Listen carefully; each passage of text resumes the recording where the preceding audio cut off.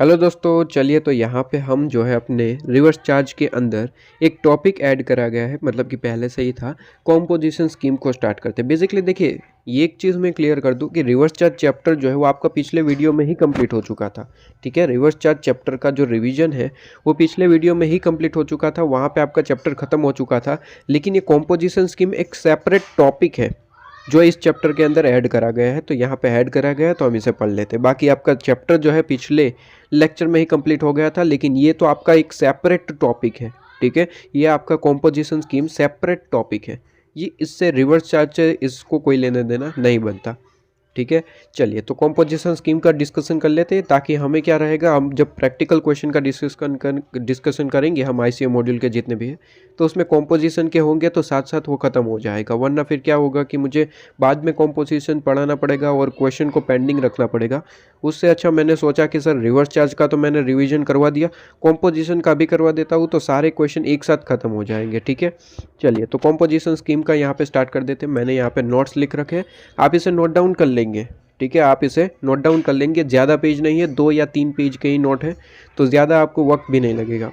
चलिए जल्दी से स्टार्ट करते हैं। कॉम्पोजिशन स्कीम सर, अब कॉम्पोजिशन स्कीम क्या है, सबसे पहले उसके ऊपर थोड़ी बहुत डिस्कशन करूंगा। बेसिकली रिवीजन वीडियो है इसलिए यहाँ पे इतना डिटेल में नहीं घुसूंगा, लेकिन आपको ऊपर ऊपर से इन्फॉर्मेशन बता दूं कि सर कॉम्पोजिशन स्कीम एक अल्टरनेटिव स्कीम है जीएसटी के अंदर, जहाँ पे आप नॉर्मल जो टैक्स पे करते हैं 18% 28% तक जाता है। ठीक है, जीएसटी का रेट। तो बेसिकली आपको इतने सारे टैक्सेस पे करने पड़ते हैं और मंथली आपको रिटर्न पे करना पड़ता है, फाइल करना पड़ता है बेसिकली। ठीक है, तो मंथली आपको रिटर्न फाइल करना पड़ता है। ये बेसिकली आपका रिटर्न चैप्टर, रजिस्ट्रेशन चैप्टर में ये डिटेल में पढ़ते हैं।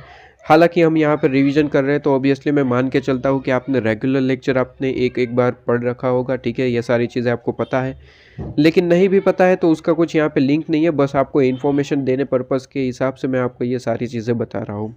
ठीक है, बाकी हम भी पढ़ेंगे, लेकिन वहाँ पे पढ़ेंगे। बेसिकली रेगुलर लेक्चर होता तो वो पेज भी मैं ओपन करके, अपना रजिस्ट्रेशन और रिटर्न चैप्टर भी पेज का ओपन करके मैं आपको डिटेल अंडरस्टैंडिंग प्रोवाइड करता। लेकिन ये रिवीजन लेक्चर है, इसलिए इतना टाइम वेस्ट नहीं करूँगा आपका। बेसिकली एग्जाम टाइम पे स्टूडेंट देखते हैं वीडियो को, ठीक है, रिवीजन वीडियो को, तो उनका टाइम वेस्ट नहीं होना चाहिए। जल्दी से मैं बता दूं कि सर कॉम्पोजिशन स्कीम एक अल्टरनेटिव स्कीम है, जहाँ पे नॉर्मल स्कीम में आपको मंथली रिटर्न पे करना पड़ता है और मंथली रिटर्न फाइल करना पड़ता है। वहीं पे कॉम्पोजिशन स्कीम इसलिए बनाया गया ताकि हमारे जो टैक्स पेयर है, जो इस कॉम्पोजिशन स्कीम को ऑप्ट करते हैं, उनकी परेशानी को कम कर दिया जाए। बेसिकली कॉम्पोजिशन स्कीम ये कहता है सर कि आपको जो वहाँ पे नॉर्मल स्कीम के अंदर मंथली पेमेंट करना होता है, मंथली आपको रिटर्न फाइल करना पड़ता है, वो यहाँ पे आप क्वार्टरली करेंगे। सबसे पहली मुसीबत आपकी ये कम कर दी गई कि जहाँ पे मंथली करना पड़ता था, यहाँ पे आप क्वार्टरली करेंगे, चलेगा, कोई दिक्कत नहीं है। ठीक है, दूसरी एक और आपकी जो यहाँ पे सबसे बड़ी मुसीबत है, उसे आसान कर दिया गया कॉम्पोजिशन स्कीम के अंदर। कहते हैं कि नॉर्मल स्कीम के अंदर जहाँ पे आप जो है 12%, 18%, 28% तक जीएसटी पे करते हैं, ठीक है, जीएसटी टैक्स पे करते हैं, तो वो आपको यहाँ पे सिंपली पे करना है 1%, 2%, 5% तक। ठीक है, इतना ज़्यादा यहाँ पे टैक्स रेट नहीं है। टैक्स रेट बिल्कुल कम कर दिया गया है कॉम्पोजिशन स्कीम में। ठीक है, नॉर्मल स्कीम के मुकाबले जहाँ पे आप 12%, 18%, 28% तक जीएसटी पे करते थे, यहाँ पे आपको केवल और केवल 1%, 5%, 6%, बस इतना ही पे करना है। ठीक है, वो रेट हम पढ़ेंगे, आपको समझ आ जाएगा। बेसिकली मैं ये बताना चाहता हूँ कि कॉम्पोजिशन स्कीम में आपका जो बर्डन है वो कम कर दिया गया है। अब ऐसा जब यहाँ पे बताया गया तो लोग टूट पड़े कि हमें कॉम्पोजिशन स्कीम चाहिए, हम नॉर्मल स्कीम में नहीं रहेंगे। तो गवर्नमेंट ने इस पे और ज़्यादा स्पेसिफाई करते हुए ये कहा सर कि कॉम्पोजिशन स्कीम हर एक पर्सन के लिए नहीं है। कॉम्पोजिशन स्कीम केवल और केवल उसी पर्सन के लिए है, कॉम्पोजिशन स्कीम केवल और केवल उसी पर्सन के लिए है जो पर्सन के पास, एक मिनट ज़रा हाईलाइटर अच्छा सा ले लेते हैं हम। हाँ, हाइलाइटर ले लिया। चलिए, अब मैं कह रहा था कि सर कॉम्पोजिशन स्कीम हर एक पर्सन के लिए नहीं है, कॉम्पोजिशन स्कीम सिर्फ और सिर्फ स्मॉल टैक्स पेयर के लिए है, ये बताया गया सरकार के द्वारा। अब जैसे ही ये बताया गया तो वो जो लोग आए थे कि हमें नॉर्मल स्कीम में नहीं रहना है, कॉम्पोजिशन स्कीम में आना है, उन लोगों ने काफ़ी सारे क्वेश्चन पूछे। सबसे पहला क्वेश्चन ये पूछा कि स्मॉल टैक्स पेयर का क्या मतलब है सर। दूसरा क्वेश्चन ये पूछा कि क्या कोई आपने इसमें कंडीशन रखी है क्या कोई चीज़। ठीक है, ऐसे काफ़ी सारे क्वेश्चन पूछे। तो गवर्नमेंट ने कहा कि कोई दिक्कत नहीं है, आप एक बार रुक जाइए, हम आपको सारी इन्फॉर्मेशन का एक ब्रीफ रिव्यू देते हैं। और कॉम्पोजिशन स्कीम के अंदर गवर्नमेंट ने आपको काफ़ी सारी इन्फॉर्मेशन प्रोवाइड कर दी कि अगर इन इन्फॉर्मेशन को आप कंप्लाई करते हैं तो आप कॉम्पोजिशन स्कीम ऑप्ट कर सकते हैं, कोई दिक्कत वाली बात नहीं है। और इन्फॉर्मेशन को कहते हुए यहाँ पे कहा गया सर, गवर्नमेंट ने कहा कि सर यहाँ पे कॉम्पोजिशन स्कीम में दो तरीके के लोग होंगे। सबसे पहले कि गुड्स का यहाँ पे सप्लायर होंगे, ठीक है, और दूसरे होंगे सर्विसेज के सप्लायर, ठीक है। दो तरीके के सप्लायर हो सकते हैं, आप या तो गुड्स के बिजनेस में होंगे या फिर सर्विसेज के बिजनेस में होंगे, ठीक है। तो यहाँ पे कहा कि सर आपके लिए डिफरेंट सेक्शन बनाए गए हैं। सबसे पहले अगर गुड्स की बात करें तो आपके लिए दो सेक्शन है, सेक्शन 10(1) और सेक्शन 10(2), दो सेक्शन है गुड्स के लिए। और सर्विसेज के लिए बनाया गया है सेक्शन 10(2)(a). अब इतना पढ़ाते ही मैं आपको बता दूं सर कि यहाँ पे गुड्स के अंदर रेस्टोरेंट सर्विस, हालांकि ये सर्विस वर्ड है लेकिन रेस्टोरेंट सर्विस गुड्स के साथ ही रहेगा, मतलब कि इसे गुड्स की कैटेगरी में ही ऐड करा गया है। तो ऑलवेज आप इस तरीके से पढ़ेंगे सर कि गुड्स और रेस्टोरेंट सर्विस का यहाँ पे कोई सप्लायर है तो उसके लिए यहाँ पे फॉलो करने लायक कौन सा सेक्शन है, 10(1) और 10(2). गुड्स और रेस्टोरेंट सर्विस के लिए कोई सप्लायर है तो उसे सेक्शन 10(1) और 10(2) की कंप्लाइंस करनी है। जबकि मैं बात करूं इसके अलावा कोई भी सर्विस है, रेस्टोरेंट सर्विस के अलावा कोई सर्विस सप्लायर है तो उसके लिए 10(2)(a) फॉलो करना है, राइट। ये चीज़ आपको क्लियर है। अब इतना पढ़ाते ही मैं आप एक एमसीक्यू आपके सामने डिस्कस कर दूं जो कि आपको पूछ लिया गया था, ठीक है। यहाँ पे पूछा जा सकता है, ऐसा नहीं बोल रहा हूँ, ऑलरेडी पूछा जा चुका है और कभी भी किसी भी दिन यहाँ पे वापस से पूछा जाएगा। कहता है कि सर अगर यहाँ पे आप जो है किसी सर्विस के सप्लायर है, किसी सर्विस के सप्लायर है, क्या आपको 10(1) और 10(2) के अंदर कोई यहाँ पे कॉम्पोजिशन स्कीम ऑप्ट करने को मिलेगा? तो आंसर इज नो। देखिए यहाँ पे सेपरेट सेक्शन, यहाँ पे मैं वैसे कहीं पे भी सेक्शन याद करने के लिए नहीं कहता हूँ, याद रहता है तो बढ़िया बात है, लेकिन मैं कहता नहीं हूँ कि आप याद रखिए, ठीक है। लेकिन कॉम्पोजिशन स्कीम में मैं आपको स्पेसिफिकली कहूँगा कि आपको ये 3 सेक्शन याद करने पड़ेंगे। एमसीक्यू में ऐसे पूछा गया कि डायरेक्ट क्वेश्चन में ऐसा लिखा गया कि सेक्शन 10(1) और 10(2) के हिसाब से क्या सर्विस के सप्लायर, ठीक है, जो सर्विस का सप्लायर है अदर देन सर्विस, मतलब कि रेस्टोरेंट सर्विस का सप्लायर नहीं था, ठीक है, कोई और ही सर्विस का सप्लायर था, क्या उसे यहाँ पे कॉम्पोजिशन स्कीम का ऑप्ट करने का मिलेगा? Answer is no. उसके लिए सेक्शन 10(2)(a) है। स्पेसिफिकली ध्यान रखिएगा सर, यहाँ पे क्वेश्चन पूछा जा चुका है, किसी भी दिन एमसीक्यू आएगा या फिर इस पे क्वेश्चन बना के भी पूछ लिया जाएगा कि सर 10(1) और 10(2) के हिसाब से क्या सर्विस प्रोवाइडर जो है, ठीक है, सर्विस के सप्लायर जो है, क्या उनको कॉम्पोजिशन स्कीम ऑप्ट करने को मिलेगा? Answer is no. और अगर क्वेश्चन पूछा गया एमसीक्यू के हिसाब से तो नो ही है, लेकिन अगर क्वेश्चन पूछा गया तो साथ में ये भी लिखना पड़ेगा कि सर सेक्शन 10(1) और 10(2) के हिसाब से तो नहीं मिलेगा, लेकिन 10(2)(a) के हिसाब से आपको सर्विस के हिसाब से कॉम्पोजिशन स्कीम मिल सकता है, ठीक है। ये चीज़ क्लियर होनी चाहिए आपके ऊपर। अब जैसे कि मैंने कहा कि सर कॉम्पोजिशन स्कीम जो है वो स्मॉल टैक्स पेयर के लिए बनाया गया है। अब जैसे ही ये कहा गया तो सब लोगों ने पूछना शुरू कर दिया कि सर स्मॉल टैक्स पेयर मतलब कि क्या है सर? तो गवर्नमेंट ने कहा रुक जाइए, थोड़ा सा सब्र करिए। सबसे पहले तो कंडीशन चुन लीजिए कि कंपोजिशन स्कीम कौन ऑप्ट कर सकता है, उसके बाद हम आपको ये बता रहे हैं कि स्मॉल टैक्स पेयर का क्या मतलब है। तो सबसे पहले गवर्नमेंट ने कहा, ये मैं सिर्फ कहानी कह रहा हूँ, राइट, ऐसा कुछ हुआ नहीं है, मैं सिर्फ कहानी आपको याद करवाने के लिए कह रहा हूँ कि ऐसा कुछ गवर्नमेंट ने कहा, फिर सामने से लोगों ने क्या पूछा, ठीक है, ये कहानी है एक तरीके से आप याद करने के लिए। तो ठीक है, फिर से एक बार कहानी को मैं रिपीट कर देता हूँ ताकि हमारा लिंक ना टूटे। सर सबसे पहले गवर्नमेंट ने कॉम्पोजिशन स्कीम नामक एक स्कीम को जो है इंट्रोड्यूस कर दिया, और जैसे ही ये बताया गया है कि सर यहाँ पे टैक्स रेट बहुत ही ज़्यादा कम रहेंगे, क्वार्टरली आपको जो है फाइल करना है अपना रिटर्न, मंथली करने की कोई ज़रूरत नहीं है। तो ये सुन के ही लोगों ने यहाँ पे टूट पड़े, लोगों ने कहा कि हमें भी कॉम्पोजिशन स्कीम चाहिए। तो वहीं पे गवर्नमेंट ने कहा कि थोड़ा सा रुक जाइए, इस पे हम इन्फॉर्मेशन आपको पूरी की पूरी प्रोवाइड करते हैं, कंडीशंस प्रोवाइड करते हैं, अगर आप फुलफिल करते हैं तो कॉम्पोजिशन स्कीम आपको मिल जाएगी, ठीक है। और वैसे ही लोगों ने पूछना स्टार्ट कर दिया कि सर यहाँ पे क्या क्या कंडीशन है, और आप ये कह रहे हैं कि sir composition scheme small tax payer है, तो स्मॉल टैक्स पेयर का क्या मतलब हुआ, क्या हम सब स्मॉल टैक्स पेयर है? ऐसा सारे सवाल पूछने लगे। गवर्नमेंट ने वही कहा कि रुक जाइए, हम आपको जो है पूरी की पूरी इन्फॉर्मेशन की लिस्ट आपको देते हैं, आप एक बार उसे पढ़ लीजिए। अगर आप उस इन्फॉर्मेशन के हिसाब से आप जो है कनेक्ट हो पा रहे हैं, इस पे आप जो है रिलाई कर पा रहे हैं, इसको आप जो है सेटिस्फाई कर पा रहे हैं, तो आप कॉम्पोजिशन स्कीम ऑप्ट कर सकते हैं, हमें कोई दिक्कत वाली बात नहीं है। वहीं पे गवर्नमेंट ने सबसे पहले स्टार्टिंग में ये कहा कि सर अगर आप गुड्स और रेस्टोरेंट सर्विस के प्रोवाइडर हैं, मतलब कि सप्लायर है, ठीक है, तो आप जो है यहाँ पे सेक्शन 1 और सेक्शन 10(1) और 10(2) के हिसाब से आप जो है कॉम्पोजिशन स्कीम को ऑप्ट कर सकते हैं। और अगर आप सर्विस सप्लायर हैं, ठीक है। तो सेक्शन 10(1) और 10(2) आपके लिए नहीं है, आपके लिए सेक्शन 10(2)(a) है। ठीक है, सेक्शन 10(2)(a) के हिसाब से आप जो है सर्विस को यहाँ पे कॉम्पोजिशन स्कीम के हिसाब से ऑप्ट कर सकते हैं। ठीक है, वहीं पे लोगों ने क्वेश्चन ये पूछा कि सर ये तो ठीक है कि हमारे लिए आपने सेक्शन जो है स्पेसिफाई कर दी है, लेकिन अब बताइए कि स्मॉल टैक्स पेयर का मतलब क्या होता है। तो गवर्नमेंट ने कहा कि सर रुक जाइए, सबसे पहले कंडीशन को समझ लीजिए कि कंडीशन क्या क्या है। अगर कंडीशन को फुलफिल करेंगे तो कॉम्पोजिशन स्कीम में आना, वरना फिर मत आना। ठीक है, उसके बाद हम आपको बताते हैं कि सर स्मॉल टैक्स पेयर का क्या मतलब होता है। ठीक है, उसके बाद हम बताएंगे कि स्मॉल टैक्स पेयर का क्या मतलब होता है। तो सबसे पहले कंडीशन समझ लीजिए, उसके बाद स्मॉल टैक्स पेयर का मतलब समझेंगे।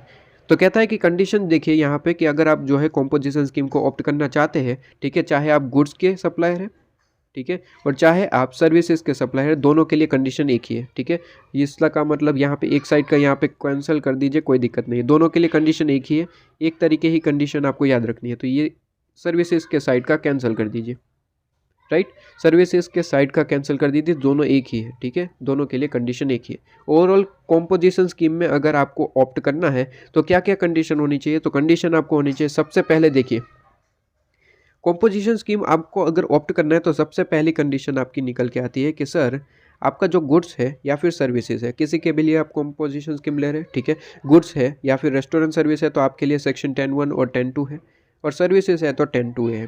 ठीक है, तो जिसके हिसाब से भी आप सेक्शन ऑप्ट करना चाहते हैं, लेकिन ध्यान रहे सर जिस भी गुड्स के लिए और सर्विसेज के लिए कॉम्पोजिशन स्कीम आप ऑप्ट करना चाहते हो वो आपका टैक्सेबल होना चाहिए। मतलब कि अगर वो एग्जेम्प्ट है या फिर कोई टैक्स नील टैक्स है, यहाँ पे अमाउंट गुड्स है आपका सर्विस है, मतलब कि उस पर टैक्स लगता ही नहीं है, तो फिर कॉम्पोजिशन स्कीम लेके क्या करोगे भाई, वैसे ही एग्जेम्प्ट है। ठीक है, मतलब कि उस पर टैक्स लगना ही नहीं है तो कॉम्पोजिशन स्कीम क्यों लेना। कॉम्पोजिशन स्कीम इसलिए है कि जो टैक्सेबल टैक्स पेयर है, ठीक है, टैक्स जो पे करते हैं पर्सन, उनकी बर्डन को कम कर दिया जाए। जो टैक्स पे कर ही नहीं रहा है तो उन पे तो कैसा बर्डन, ठीक है, उनको तो कोई कंप्लाइंस करना ही नहीं है। तो इसका मतलब सबसे पहले तो गवर्नमेंट ने ये क्लियर कर दिया कि सर अगर आप गुड्स और सर्विसेज के सप्लायर हो कॉम्पोजिशन स्कीम लेना चाहते हैं तो ध्यान रहे सर ये गुड्स और सर्विसेज आपके टैक्सेबल होने चाहिए। अगर टैक्सेबल नहीं है तो सीधी सी बात है, आप कॉम्पोजिशन क्या, आप नॉर्मल स्कीम में भी नहीं है और कॉम्पोजिशन में वैसे भी लेके ही क्या करोगे।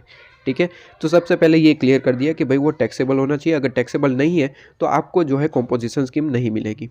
ठीक है, वैसे भी नहीं लेना चाहिए, कोई भी नहीं लेगा, ये तो क्लियर कर दिया कि कुछ ऐसे लोग आ जाए कि हमको तो चाहिए ही चाहिए, तो क्लियर कर दिया। ठीक है, इसके बाद सेकेंड यहाँ पे आपके पास में कंडीशन, सेकेंड कंडीशन ये कहता है कि सर सप्लायर ऐसे कोई सप्लायर है जो इंटरस्टेट सप्लाई करते हैं, मतलब कि हमारा कोई ऐसा बिजनेस है जहाँ पे हमें इंटरस्टेट का मतलब होता है कि स्टेट टू स्टेट, ठीक है, हमें एक स्टेट से दूसरे स्टेट में सप्लाई करनी पड़ती है, ऐसा कोई बिजनेस है तो ध्यान रहे सर आप कॉम्पोजिशन स्कीम ऑप्ट नहीं कर सकते। देखिए यहाँ पे मैं एक बार क्लियर कर दूँ सर कि मान लीजिए आप जो है कॉम्पोजिशन स्कीम को यहाँ पे इस डेट को ऑप्ट करना चाहते हैं, ठीक है, फॉर एग्जाम्पल ये आपका प्रीवियस ईयर है, ठीक है, प्रीवियस ईयर है, और यहाँ पे करंट ईयर।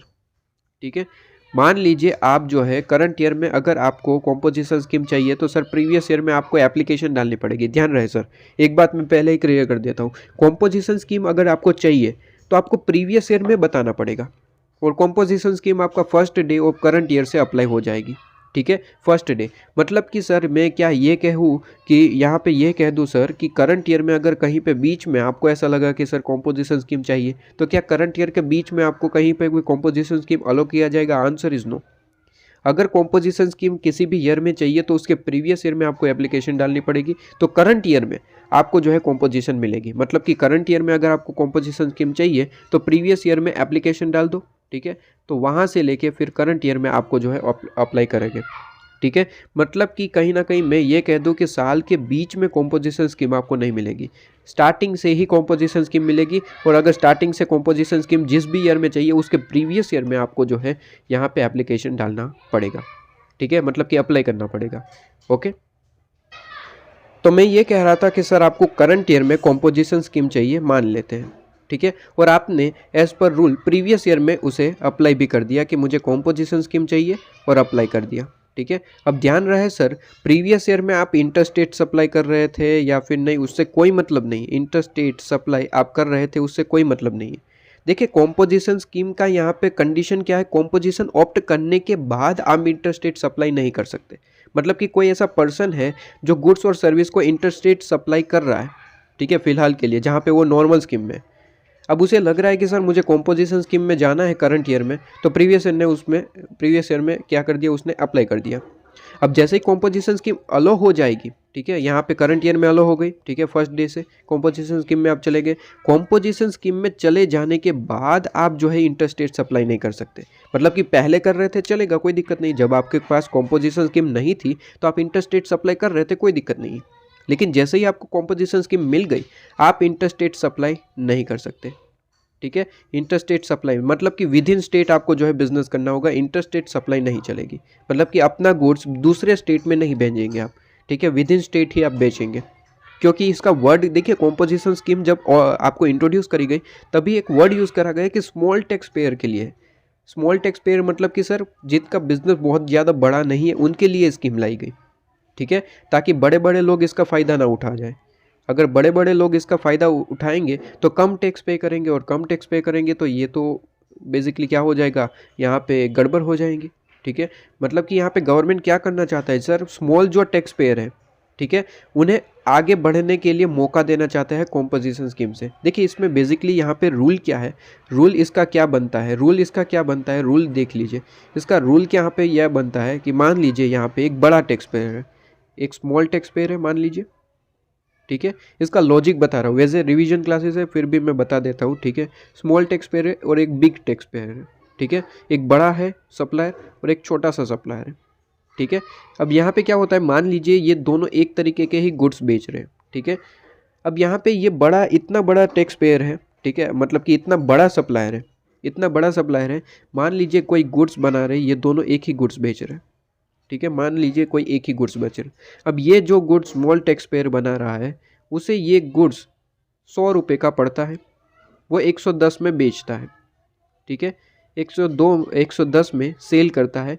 इसकी कॉस्ट कितनी है, 100 रुपये, ठीक है। वहीं पे ये इतना बड़ा सप्लायर है, ठीक है, जिसकी वजह से इतना बड़ा टर्नओवर होगा, तो जिसकी वजह से इसको कॉस्ट पड़ती है इस चीज़ की, वो है आपका 80 रुपीज़, ठीक है। और वो बेच पाता है मान लीजिए 100 रुपये में, ठीक है, वो बेचता है कितने में, 100 रुपये में। तो कहीं ना कहीं आप देखिए कि स्मॉल टैक्स पेयर को यहाँ पे जो है बहुत बड़ा यहाँ पे दिक्कत आती है।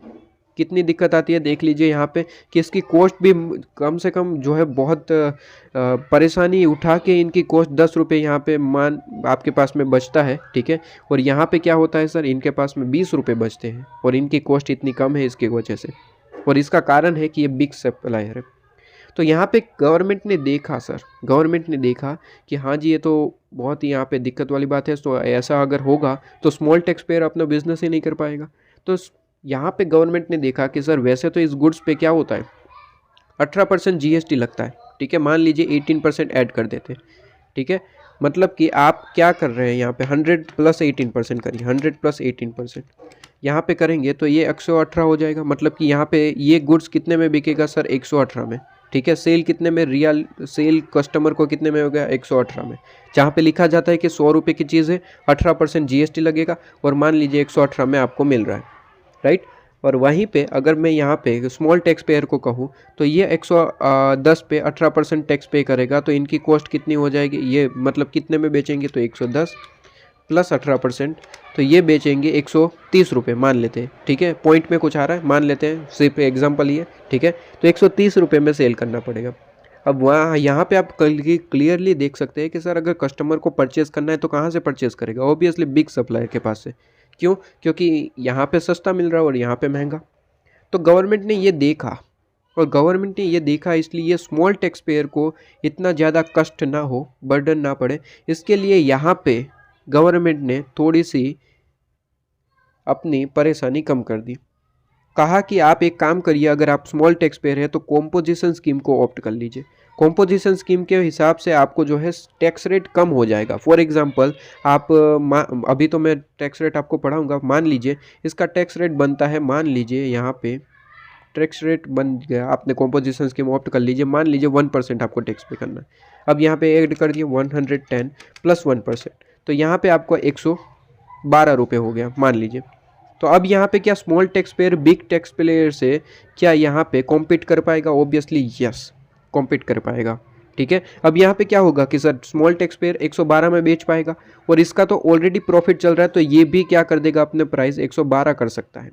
ठीक है, कहीं ना कहीं स्मॉल टैक्स पेयर जो वहाँ पहले इसके साथ कंपटीशन में आ ही नहीं पा रहा था, वो कॉम्पोजिशन की स्कीम के कारण क्या होगा सर, ये कॉम्पोजिशन स्कीम के कारण ये कॉम्पीट कर पाएगा बिग सप्लायर को, बिग सप्लायर को यहाँ पे कॉम्पीट कर पाएगा। क्यों? क्योंकि इसका टैक्स का बर्डन जो है कॉम्पोजिशन स्कीम के कारण कम हो गया। ठीक है, तो ये आपका बेनिफिट होता है कॉम्पोजिशन स्कीम का, और ये बेनिफिट जानते ही लोग यहाँ पे टूट पड़े हैं कि सर हमें कॉम्पोजिशन स्कीम चाहिए।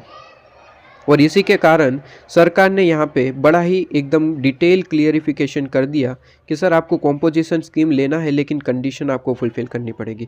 उसी में ही हमने 2 कंडीशन पढ़ी। सबसे पहली कंडीशन कि अगर आपका गुड्स या फिर सर्विस टैक्सेबल ही नहीं है तो फिर किस बात का कॉम्पोजिशन, क्योंकि कॉम्पोजिशन स्कीम आपका टैक्स का बर्डन कम करने के लिए है, लेकिन आप पे कोई टैक्स का बर्डन है ही नहीं, तो फिर कॉम्पोजिशन स्कीम क्या ही आपको लेने का मतलब बनता है, राइट। तो पहला तो यहाँ पे इलॉजिकल पॉइंट है कि अगर आप टैक्स पेएबल है ही नहीं, टैक्स पेयर है ही नहीं, तो सीधी सी बात है कॉम्पोजिशन स्कीम के लेके क्या करोगे।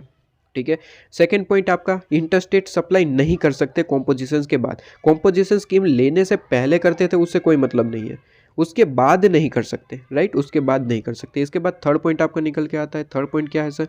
थर्ड पॉइंट कहता है कि ऐसा कोई पर्सन है जो ई कॉमर्स के थ्रू अपने गुड्स को बेच रहा है। ठीक है, ई कॉमर्स के थ्रू अपने गुड्स या फिर सर्विसेज को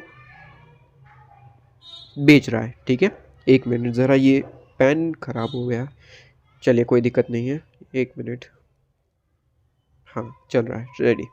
तो कहता है कि सर ऐसा कोई पर्सन है जो e commerce, for example e commerce हमें इलेक्ट्रॉनिकली वे हमें यहाँ पे देखते हैं ना, ऑनलाइन हमें गुड्स बेचते हैं, हम ऑर्डर करते हैं, ऑनलाइन डिलीवरी मिलती है, ठीक है ना, free on cash on delivery वगैरह वगैरह ऑप्शन होते हैं, अमेजोन फ्लिपकार्ट आप देख सकते हैं। तो अगर ऐसा कोई सप्लायर है जो ऐसे ई कॉमर्स के थ्रू अपने गुड्स और सर्विसेज को बेच रहे हैं, ठीक है, तो उनके लिए कॉम्पोजिशन स्कीम नहीं है। क्यों सर? इसमें क्या कारण है? इसका कारण ये है कि सर ई कॉमर्स जो है पूरे देश भर में बिका हुआ था, ठीक है, मतलब कि फैला हुआ होता है। अब ई कॉमर्स अगर पूरे देश में फैला हुआ है तो मतलब कि आपका बिजनेस तो एकदम से बड़ा बन गया, पूरे ऑल इंडिया जो है आप यहाँ पे बिजनेस कर रहे हैं। तो अगर ऑल इंडिया बिजनेस कर रहे हैं तो आप काय के स्मॉल टैक्स पेयर, ठीक है, स्मॉल टैक्स पेयर क्या कौन होता है सर? जो स्टेट के अंदर ही बिजनेस कर रहा है। ठीक है, अगर इंटर स्टेट भी अभी अभी हमने कहा सर इंटर स्टेट तो आप सप्लाई कर ही नहीं सकते, क्योंकि हम यहाँ पे स्मॉल टैक्स पेयर को टारगेट कर रहे हैं। ठीक है, स्मॉल टैक्स पेयर को टारगेट कर रहे हैं। तो यहाँ पे सीधी सी बात है, अगर हम यहाँ पे इंटर स्टेट मना कर रहे हैं तो आप ई कॉमर्स के थ्रू पूरे देश भर में अगर अपने गुड्स को बेचेंगे तो हम क्या इसे अलो करेंगे? Answer is no. ठीक है, तो ये दोनों पॉइंट एक दूसरे से लिंक है। अगर आप नॉलेज अपना यूज़ करें तो बेसिकली इंटर स्टेट पे रोक लगा दी गई है। ठीक है, तो ई कॉमर्स के थ्रू आप जो है अपना गुड्स या फिर सर्विसेज नहीं बेचेंगे। इसके बाद यहाँ पे बहुत इंपॉर्टेंट पॉइंट, इसमें प्रैक्टिकल क्वेश्चन पूछा जाता है। प्रैक्टिकल क्वेश्चन आता है, कहता है कि अगर आप मैन्युफैक्चरर, आपको देखिए सबसे पहले तो मैं ये बता दूं, आप कोई भी पर्सन है कॉम्पोजिशन स्कीम मिल जाएगी अगर आप कंडीशन को फुलफिल करते हैं। लेकिन कुछ स्पेसिफिकली यहाँ पे कहा गया है कि इसका सर कुछ स्पेसिफिक सप्लायर है, कुछ स्पेसिफिक मैन्युफैक्चरर है जो यहाँ पे कॉम्पोजिशन स्कीम को ऑप्ट नहीं कर सकते। पहले 3 पॉइंट में हमने सप्लायर से रिलेटेड पढ़ा कि सर आप अगर आप ऐसे पर्सन है जहाँ पे टैक्स नहीं लगता, ठीक है, गुड्स और सर्विसेज पे टैक्स नहीं लगता, कॉम्पोजिशन स्कीम नहीं मिलेगा। आप ऐसे सप्लायर है कि कॉम्पोजिशन स्कीम ऑप्ट करने के बाद भी आप इंटरस्टेट सप्लाई करना चाहते हैं तो कॉम्पोजिशन स्कीम नहीं मिलेगा। आप ऐसे सप्लायर है जो ई कॉमर्स के थ्रू अपने गुड्स और सर्विसेज को बेचते हैं, आपको कॉम्पोजिशन स्कीम नहीं मिलेगा। अगर आप ऐसे मैन्युफैक्चरर है, वर्ड इंपॉर्टेंट है मैन्युफैक्चरर, ठीक है, आप अगर ऐसे मैन्युफैक्चरर है जो आइसक्रीम का बिजनेस करते हैं, ठीक है, मतलब कि मैन्युफैक्चरिंग करते हैं, पान मसाला की मैन्युफैक्चरिंग करते हैं, टोबैको, एरिटेड वाटर, ये अमेंडमेंट था लास्ट टाइम का, कहता है कि ब्रिक्स वगैरह है, ठीक है, ब्लॉक्स है, ठीक है, ये सारी चीज़ों का, ब्रिक्स एंड ब्लॉक, पान मसाला, टोबैको, एरिटेड वाटर, आइसक्रीम वगैरह के मैन्युफैक्चरर है तो आपको कॉम्पोजिशन स्कीम नहीं पूछी, आपको कॉम्पोजिशन स्कीम नहीं मिलेगी।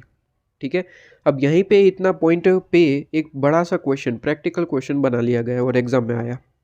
एग्जाम में कुछ इस तरीके से आया कि सर यहाँ पे एक पर्सन है, सप्लायर है, जो कि आइसक्रीम के ट्रेडर है, आइसक्रीम के ट्रेडर है। ट्रेडर का मतलब क्या होता है सर? सीधी सी बात है, मैन्युफैक्चरर आइसक्रीम बनाता है और वो आइसक्रीम को कस्टमर तक पहुंचाने का काम है ट्रेडर का। ठीक है, ट्रेडर बेसिकली मीडिएटर होता है। तो कहा गया कि सर मिस्टर एम जो है एक ट्रेडर है आइसक्रीम के और चाहते हैं कि वो कॉम्पोजिशन स्कीम ले, ठीक है। और वैसे तो उनको सारी कंडीशन उन्होंने फुलफिल कर रखी है, तो क्या इन्हें कॉम्पोजिशन स्कीम ऑप्ट करना चाहिए या फिर नहीं? क्या आपके हिसाब से इसे कॉम्पोजिशन स्कीम मिलेगा या फिर नहीं, वो पूछा गया था। मल्टीपल स्टूडेंट ने कहा था कि सर आइसक्रीम है, कॉम्पोजिशन स्कीम नहीं मिलेगा।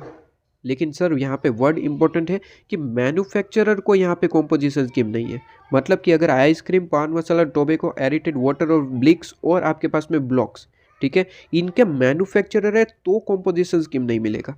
लेकिन इसके ट्रेडर है तो मिल जाएगा, कोई दिक्कत नहीं। इसके ट्रेडर है तो मिल जाएगा, कोई दिक्कत नहीं है। मैन्युफैक्चरर को मना किया गया है, ट्रेडर्स को नहीं, ठीक है। मैन्युफैक्चरर को यहाँ पे स्कीम नहीं मिलेगी, लेकिन ट्रेडर्स को मिल जाएगी, कोई दिक्कत नहीं। इस पे आपका ICA मॉड्यूल में क्वेश्चन भी है तो हम देखेंगे, कोई दिक्कत नहीं है।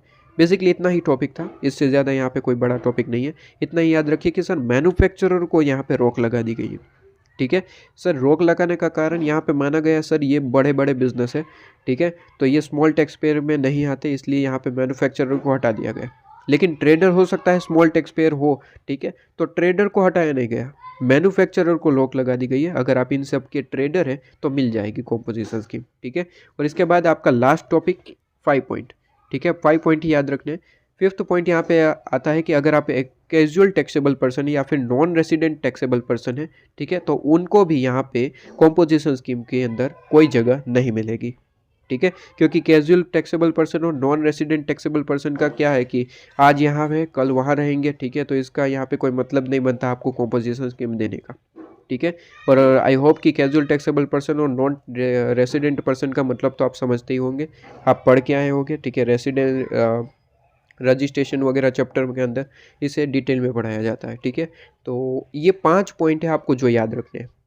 सर 6th पॉइंट यहाँ पे कुछ दिया है, 6th पॉइंट ऑलरेडी पढ़ा चुका हूँ सर, कि अगर मैं बात करूँ सेक्शन 10(1) और 10(2) की, तो वहाँ पे सर्विसेज के जो सप्लायर है उनको कोई जगह नहीं है, ठीक है। मतलब कि जो मैंने अभी अभी आपको स्टार्टिंग में डिस्कस किया कि सर एक MCQ पूछा गया कि सर सेक्शन 10(1) और 10(2) है, क्या सर्विसेज के सप्लायर को यहाँ पे कोई जगह मिलेगी? Answer is no. Restaurant service के अलावा कोई भी सर्विसेज के सप्लायर है 10(1) और 10(2) के अंदर कोई जगह नहीं मिलेगी कॉम्पोजिशन में। उसके लिए 10(2)A है, वहाँ पे जाइए, कॉम्पोजिशन स्कीम मिल जाएगी। सर क्या कॉम्पोजिशन स्कीम यहाँ पे दोनों में कंडीशन डिफरेंट है? नहीं, कंडीशन देखिए यहाँ पे दोनों के लिए सेम ही है, चाहे आप गुड्स के सप्लायर है, सर्विसेज के, ये 5 कंडीशन है बेसिकली, ठीक है। लेकिन यहाँ पे डिफरेंट सेक्शन क्यों बनाने पड़े सर? इसके लिए यहाँ पे स्मॉल टैक्स पेयर की डेफिनेशन डिफरेंट है, इसलिए, ठीक है। कंडीशन दोनों के लिए सेम है, कंडीशन आपको सिर्फ और सिर्फ 5 पॉइंट याद रखने हैं, ये वाले, ठीक है। 5 पॉइंट याद रखने, चाहे वो सर्विसेज का है, चाहे वो गुड्स का है, कोई भी आपके पास में पर्सन है, अगर ये 5 पॉइंट को फॉलो कर लेता है, मतलब कि इस 5 पॉइंट के अंदर वो नहीं आता, तो वह यहाँ पे कॉम्पोजिशन स्कीम को ऑप्ट कर सकता है। दूसरी कंडीशन आपकी है कि आप स्मॉल टैक्स पेयर होना चाहिए। पहली कंडीशन आपने आप पढ़ ली, पहली कंडीशन में 5 पॉइंट है। दूसरी कंडीशन होनी चाहिए कि आप स्मॉल टैक्स पेयर होने चाहिए। स्मॉल टैक्स पेयर होने चाहिए, उसके लिए यहाँ पे आपको सेक्शन याद करने पड़ेंगे, ठीक है। अगर आप सेक्शन 10(1) और 10(2) के अंदर, मतलब कि गुड्स और रेस्टोरेंट सर्विसेज के सप्लायर है, ठीक है, तो उसके लिए स्मॉल टैक्स पेयर की डेफिनेशन डिफरेंट है। और अगर सर्विस आप जो है सर्विसेज के सप्लायर, मतलब कि 10(2)A के अंदर आते हैं, तो उसके लिए स्मॉल टैक्स पेयर की डेफिनेशन अलग है। आइए सबसे पहले जान लेते हैं सर स्मॉल टैक्स पेयर का क्या मतलब है। कंडीशन तो हमने पढ़ ली, अब स्मॉल टैक्स पेयर का मतलब क्या है? सर स्मॉल टैक्स पेयर मतलब कि पर्सन एलिजिबल, कौन एलिजिबल रहेगा? स्मॉल टैक्स पेयर यहाँ पे एलिजिबल रहेगा। तो सर स्मॉल टैक्स पेयर का मतलब क्या होता है? तो सर कहते हैं कि सेक्शन 10(1) और 10(2) के अंदर है, मतलब कि आप गुड्स के सप्लायर हैं, गुड्स के अंदर already by default restaurant service आएगा, ऑलरेडी मैं आपको बता चुका हूँ, ठीक है। रेस्टोरेंट सर्विस को गुड्स के अंदर ही जगह दी गई है, लेकिन इसके अलावा कोई भी सर्विस है तो वो गुड्स वाले सेक्शन में नहीं आएगा, वो सेक्शन 10(2)A में आएगा, ठीक है। तो सबसे पहले मैं गुड्स की बात कर लूँ, उसके बाद 10(2)A मतलब कि सर्विसेज की बात करूँगा, ठीक है।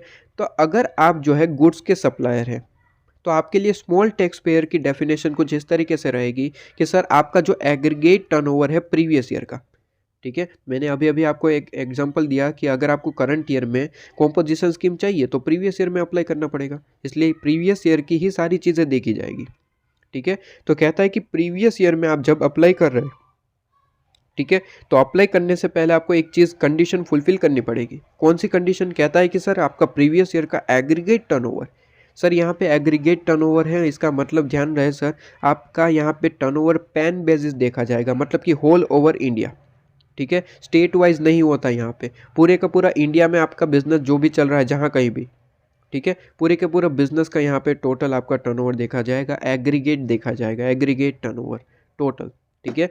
तो एग्रीगेट टर्नओवर है यहाँ पे।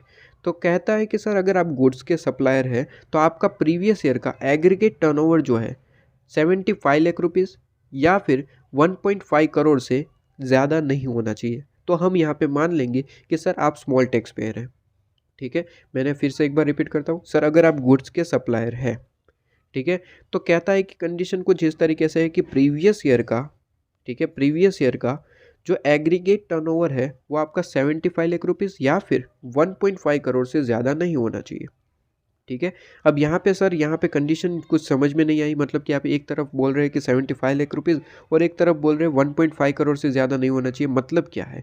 इसका मतलब ये है कि समझ लीजिएगा कि अगर आप सुनता M3 स्टेट से, ये स्टेट के नेम है, अभी अभी मैं फुल फॉर्म कहूँगा, ये बेसिकली इतने स्टेट है, अगर इतने स्टेट के अंदर आप बिजनेस कर रहे हैं, इन स्टेट से लिंक करते हैं आप, ठीक है, सुनता M3 क्या है सर, सुनता M3 के अंदर आप आते हैं बिजनेस, ठीक है, तो आपके लिए लिमिट है 75 लाख रुपीज़, ठीक है। मतलब कि आपका बिजनेस का जो टर्नओवर है प्रीवियस ईयर का वो 75 लाख रुपीज़ से एक्सीड नहीं करना चाहिए। अगर एक्सीड कर गया तो कॉम्पोजिशन स्कीम नहीं मिलेगी, ठीक है। लेकिन अगर आप अदर स्टेट के हैं, सुनता M3 के अलावा कोई भी स्टेट के हैं, तो आपके लिए लिमिट है 1.5 करोड़, मतलब कि 1.5 करोड़ से ज़्यादा आपकी नहीं होनी चाहिए एग्रीगेट टर्नओवर की लिमिट, ठीक है। ये गुड्स की बात हो रही है। अब यहाँ पे जल्दी से मैं डिस्कस कर लेता हूँ सुनता M3 का मतलब क्या है सर। सुनता M3 का फुल फॉर्म मैं यहाँ पे बताऊँ, यहाँ पे आपके ऐसे मॉड्यूल में लिखा है तो वहीं से बता देता हूँ सर। सुनता M3 यहाँ पे शॉर्ट फॉर्म एक बार रिपीट कर दूँ, SUNTA, सुनता M3, ठीक है। सुनता M3 हमारा शॉर्ट फॉर्म है। अब ध्यान रहे सर, कॉम्पोजिशन स्कीम की जब भी बात होगी, कोई भी क्वेश्चन आ जाए कॉम्पोजिशन स्कीम का, तुरंत मुझे सुनता M3 तो याद आना ही चाहिए, क्योंकि कॉम्पोजिशन स्कीम का क्वेश्चन अगर आएगा तो सुनता M3 मतलब कि आपको एग्रीगेट टर्नओवर की चेकिंग करनी ही पड़ेगी, ठीक है। तो सुनता M3 आपके दिमाग में आना ही चाहिए। सुनता M3 जहाँ होगा वहाँ लिमिट आपकी रहेगी 75 लाख रुपीज़। इसके अलावा कोई भी स्टेट है तो आपकी लिमिट रहेगी 1.5 करोड़। सुनता M3 का फुल फॉर्म की बात करें सर तो एस से है मेरा मतलब सिक्किम, ठीक है। अगर आप सिक्किम के अंदर बिजनेस कर रहे हैं, सिक्किम के अंदर बिजनेस कर रहे हैं तो आपकी लिमिट है 75 लाख रुपीज़। 75 लाख रुपीज़ से ज़्यादा आपका एग्रीगेट टर्नओवर नहीं होना चाहिए तो कॉम्पोजिशन स्कीम मिल जाएगा। इसके बाद यू से मेरा मतलब है सर, यू से मेरा मतलब है उत्तराखंड, ठीक है। एन से मेरा मतलब है नागालैंड, ठीक है। टी से मेरा मतलब है त्रिपुरा, कहाँ गया, ये रहा त्रिपुरा। ए से मेरा मतलब है अरुणाचल प्रदेश, ठीक है। और M3 से मेरा मतलब है मणिपुर, मेघालय, मिजोरम, मणिपुर, मेघालय, मिजोरम। फिर से एक बार सुनता है M3। एस से मेरा मतलब है सिक्किम, यू से मेरा मतलब है उत्तराखंड, ठीक है। एन से मेरा मतलब है नागालैंड, टी से मेरा मतलब है त्रिपुरा, ए से मेरा मतलब है अरुणाचल प्रदेश, M3 मतलब कि मणिपुर, मेघालय और मिजोरम, ठीक है। अगर इन स्टेट के अंदर है आप बिजनेस कर रहे हैं तो आपका लिमिट क्या रहेगा सर, 75 लाख रुपीज़, ठीक है। और इसके अलावा कोई भी स्टेट के अंदर आप हैं तो आपकी लिमिट क्या रहेगी, 1.5 करोड़ रुपीज़, ठीक है। इससे ज़्यादा आपका जो है टर्नओवर नहीं होना चाहिए। इससे अंदर टर्नओवर है तो आपको कॉम्पोजिशन स्कीम मिल जाएगा, ठीक है। अब यहाँ पे सर क्वेश्चन ये आता है कि चलो आपने कहा कि सर हम इंटरस्टेट सप्लाई नहीं कर सकते, मतलब कि एक स्टेट में हम बिजनेस कर रहे हैं तो उसका गुड्स जो है वो दूसरे स्टेट में नहीं बेच सकते, आपने यही कहा सर, बिल्कुल ये रहा एग्जाम्पल आपके सामने। लेकिन सर हम यहाँ पे ये कह रहे हैं कि सर हम क्या एक से ज़्यादा स्टेट के अंदर बिजनेस कर सकते हैं, मतलब कि मैं यहाँ पे ये कहना चाहता हूँ सर कि मान लीजिए मैं गुजरात के अंदर यहाँ पे बिजनेस चला रहा हूँ, ठीक है। और एक मैं चला रहा हूँ, मैं मान लीजिए दिल्ली के अंदर, ठीक है। तो दोनों अलग अलग स्टेट है, लेकिन मैं यहाँ पे ये कहना चाहता हूँ सर कि जो गुजरात के अंदर मेरा बिजनेस चल रहा है वो गुजरात के अंदर ही मैं यहाँ पे सप्लाई करता हूँ, मतलब कि इंटर स्टेट सप्लाई नहीं करता हूँ। और दिल्ली के अंदर जो बिजनेस है वो दिल्ली के अंदर चलता है, मतलब कि इंटर स्टेट सप्लाई मैं कहीं पे भी नहीं कर रहा हूँ। तो क्या मुझे कॉम्पोजिशन स्कीम मिलेगी, answer is yes, composition scheme मिल जाएगी। कॉम्पोजिशन स्कीम का यहाँ पे कंडीशन ये है कि सर इंटर स्टेट सप्लाई नहीं करेंगे, आप मल्टीपल स्टेट के अंदर बिजनेस चला रहे, कोई दिक्कत नहीं है, ठीक है, मल्टीपल स्टेट के अंदर आप बिजनेस चल रहा है, कोई दिक्कत नहीं है। ध्यान रहे सर, जितने भी स्टेट के अंदर बिजनेस चल रहा है सबका यहाँ पे टर्नओवर का टोटल लिया जाएगा एग्रीगेट, और वो एग्रीगेट जो है वो आपका प्रिस्क्राइब लिमिट से ज़्यादा नहीं होना चाहिए। ठीक है, अब बताइए मुझे कि सर गुजरात के अंदर बिजनेस कर रहे हैं, मतलब कि यहाँ पे लिमिट क्या होगी 1.5 करोड़। ठीक है, और यहाँ पे 1.5 करोड़। ठीक है, अब मैंने अभी अभी कहा सर एग्रीगेट टर्नओवर जो है पैन बेसिस है, मतलब कि क्या एक स्टेट के हिसाब से 1.5 करोड़, आंसर इज नो। ये स्टेट वाइज नहीं है, ये पूरे का पूरा है। मतलब कि आप एक काम करिए, गुजरात का कितना टोटल टर्नओवर है वो उसका यहाँ पे निकालिए टोटल। तो मान लीजिए गुजरात का है 78 लाख रुपीज़, और दिल्ली का है यहाँ पे मान लीजिए 15 लाख रुपीज़। ठीक है, तो टोटल कीजिए यहाँ पे 78 प्लस 15, तो ये आपका आ जाता है यहाँ पे टोटल 93 लाख रुपीज़। ठीक है, अब यहाँ पे हम लिमिट देखेंगे कि क्या लिमिट रहेगी। तो अगर मैं बात करूँ गुजरात की, तो वो भी 1.5 करोड़ के अंदर आता है। दिल्ली वो भी सुनता M3 में नहीं है, मतलब कि वो 1.5 करोड़। क्या ये 1.5 करोड़ से कम है लिमिट? आंसर इज यस, तो आपको कॉम्पोजिशन स्कीम मिल जाएगी। ठीक है, लेकिन वहीं पे अगर मैं दूसरा एक और एग्जांपल लूँ सर, कि मान लीजिए मैं एक गुजरात में बिजनेस कर रहा हूँ, इंटरस्टेट नहीं करता हूँ, बेसिकली गुजरात के अंदर ही बिजनेस करता हूँ। दूसरा मेरा एक और बिजनेस है जो कि है मेघालय में। ठीक है, मेघालय में। अब सर यहाँ पे दिक्कत ये आती है, मेघालय में भी मैं इंटरस्टेट सप्लाई नहीं करता हूँ, विद इन स्टेट में यहाँ पे बिजनेस करता हूँ। अब दिक्कत यहाँ पे ये आती है कि सर यहाँ पे गुजरात का मेरा टर्नओवर है 78 लाख रुपीज़। ठीक है, और मेघालय का टर्नओवर मान लीजिए कम सा है थोड़ा सा, मान लीजिए 5 लाख रुपीज़। ठीक है, तो ये टोटल मेरा टर्नओवर कितना हो गया? एग्रीगेट टर्नओवर हो गया 83 लाख रुपीज़, 83 लाख रुपीज़। ठीक है, 83 लाख रुपीज़ मेरा एग्रीगेट टर्नओवर हो गया। अब दिक्कत वाली बात ये है सर कि लिमिट क्या देखेंगे, इसके लिए कौन सी लिमिट होगी, 75 लाख रुपीज़ वाली लिमिट या फिर 1.5 करोड़ वाली? क्योंकि मैंने अभी अभी कहा सर कि सुनता M3 के अंदर है तो आपका क्या रहेगा लिमिट 75 लाख रुपीज़, और अदर स्टेट के अंदर है तो 1.5 लाख रुपीज़, 1.5 करोड़ रुपीज़। अब यहाँ पे देखिए सर, तो गुजरात में तो मान लीजिए 1.5 करोड़ ही है, क्योंकि ये सुनता M3 में नहीं आता। लेकिन मेघालय तो सुनता M3 में आता है, मतलब कि यहाँ पे तो दिक्कत ये हो गई कि सर 1.5 करोड़ है इसके लिए लिमिट, और ये है 78 वाले लिमिट। यहाँ पे ऊपर कोई दिक्कत नहीं थी, क्योंकि दिल्ली और गुजरात दोनों यहाँ पे 1.5 करोड़ की लिमिट में आते थे। तो हमने यहाँ पे मान लिया कि सर इसका टोटल टर्नओवर लेंगे और 1.5 करोड़ हो रहा है नहीं हो रहा है ये हम देख लेंगे। लेकिन यहाँ पे दिक्कत वाली बात हो गई। दिक्कत वाली बात क्या हो गई सर? यहाँ पे दिक्कत वाली बात ये हो गई कि एक स्टेट जो है सुनता M3 के अंदर नहीं आता, मतलब कि उसकी जो लिमिट है 1.5 करोड़ है, और दूसरा स्टेट सुनता M3 में आता है, मतलब कि उसकी जो लिमिट है वो 75 लाख रुपीज़ है। ठीक है, तो 75 और 1.5 करोड़। अब यहाँ पे क्या चेक करेंगे, क्या लेंगे? तो ऑलवेज ध्यान रखिए कि जब भी ऐसा हो कि एक सुनता M3 का स्टेट है, ठीक है, और दूसरा जो है सुनता M3 का नहीं है, मतलब कि आप मल्टीपल स्टेट में बिजनेस कर रहे हैं, अगर एक स्टेट भी सुनता M3 के अंदर आ रहा है, ठीक है, मान लीजिए गुजरात, दिल्ली, मुंबई, चेन्नई, ठीक है, और आप जो है मेघालय में आप बिजनेस कर रहे हैं, ठीक है, तो आपके लिए लिमिट ऑलवेज ध्यान रखिए कि अगर एक भी स्टेट के अंदर ऐसा बिजनेस चल रहा है जो सुनता M3 के अंदर आता है, तो आपकी लिमिट हो जाएगी 75 लाख रुपीज़, मतलब कि विच एवर इज लोअर देखा जाएगा।